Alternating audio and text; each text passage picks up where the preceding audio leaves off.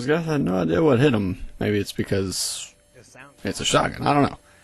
Regardless, this is probably still one of the most fun weapons to use on Modern Warfare 3. I don't know what it is. Probably the sound and just the whole idea behind the weapon. Anyways, what's going on, guys? Kryptex here. So I got you some quick MW3 PC gameplay.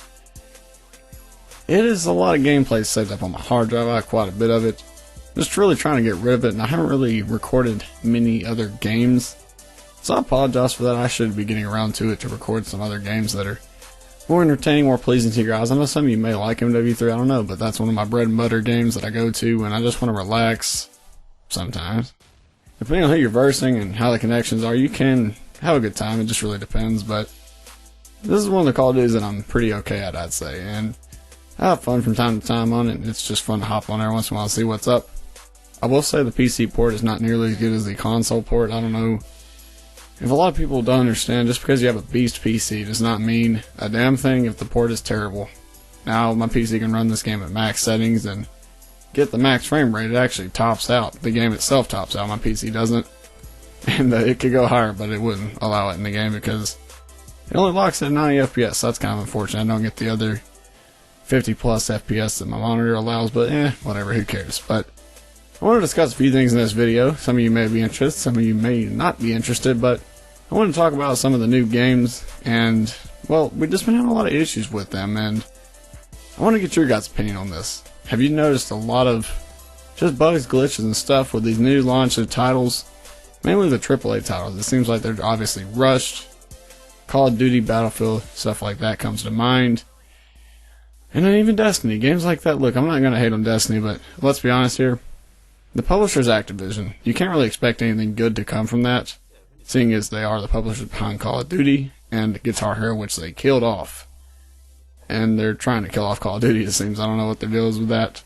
They're pretty much just milking it dry at this point, but we're going to segue into why I have a problem with just Activision and honestly just game publishers in general that don't even think about the consequences of rushing a product out and what it leads to. So, as you guys know, a lot of these games as of recent, and I've talked about this a bunch, but a lot of games have been just having all these ridiculously unfinished bugs and glitches from them obviously just being not finished and completed how they should be.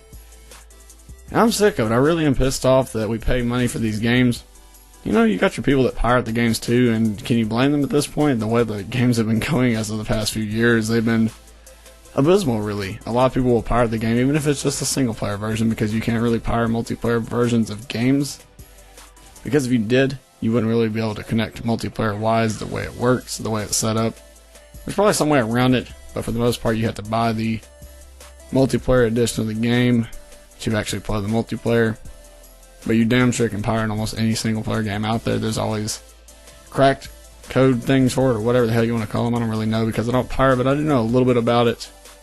So here's the deal. So these games, they're unfinished and they have all these bugs and glitches, and a lot of these new games, it seems like they're intentionally lacking content. Destiny is one of the things that comes to mind.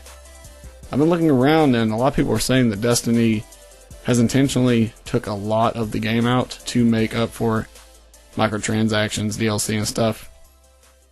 That is the work of Activision for you. And many other game publishers, not just Activision, but Activision is just so terrible. I don't know why they haven't got sued for their terrible treatment to customers. I know that you're thinking, well, how can you sue that? It's not really an easy case to get into, and I don't really know much about law, but I'd imagine that what they're doing is not necessarily legal. And to some degree it is. Of course, it's probably pretty much a legitimate strategy, but look, it's not practical for business standards, in my opinion, but who knows, man? Who's to say what they're doing is right or wrong? But I will say this much. I just want a damn good game that I don't have to pay $120 for, because you buy a game right off the bat on a console, for example, you pay probably $50 to $60, depending on where you live, of course, but $50 to $60 in the US, and most of the DLC is around $60, especially for a lot of these AAA title games. So you're paying $120 for a game, and I think that's pretty damn stupid, because that is almost half the price of a damn console, which is really stupid. Like, that's absolutely insane. I don't know if they think that all of us are doctors, lawyers, etc. I don't think most people can afford to do that yearly especially if they want 1 to 2 to even like 3 to 4, even 5 games a year. A lot of people just get bored of a game within about 2 to 3 to 4 months if they're lucky, and they want a new game to play, or they just want a little bit of a variety. I mean, because you don't want to play the same damn game every day or every other week or whatever the case may be. You want to mix it up and have a good little variety, especially if you don't just like a certain genre. And the thing is with that, if these games are costing that much just to get the quote-unquote full experience, that is problematic. I can see a huge flaw in that, and I think that's very, very messed up that they would do such a thing like that. Now, a lot of you already know this has been going on, and myself included, and I brought this up many times, but I want to know from you guys, do you have any suggestions on how we can fix this? And there's not really a necessary answer. There's not really a one-way answer that we can just fix this overnight, but I will say that the community really has to get together and have to communicate and do something about this, because this is getting out of hand, and it's just only going to get worse if no one does anything about it. Luckily, there are some people that have a good voice in the community, and they can actually get stuff like this a little bit better under control. But again, let me know what you guys think about this down in the comment section below, and thanks again for checking out some of the past recent videos. I know I haven't been uploading a lot recently.